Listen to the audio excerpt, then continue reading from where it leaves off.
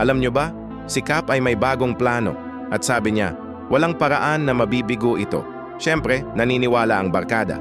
Nagtipon sila ng pera. Si Junjun, si Totoy, si Bong, si Baby, lahat. Community business venture daw.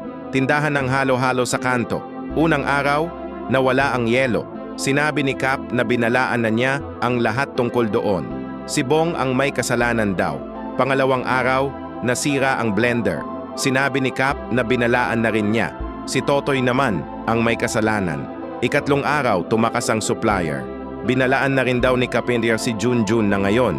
Pero kahit ganoon, hindi natinag ang kumpiyansa ni Cap. Trust the process, sabi niya. Paulit-ulit, habang bumabagsak ang lahat.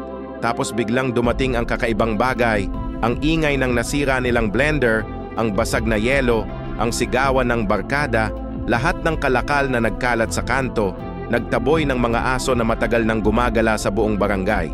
3 buwan na silang problema ng mga kapitbahay. Isang gabi lang, nawala lahat. Nagdiwang ang buong barangay. Nagbigay ng parangal kay Cap. Tinanggap niya ng may ngiti. Plano ko talaga yan, sabi niya. Tahimik lang si Baby sa sulok. Ngumiti at kumain ng halo-halo.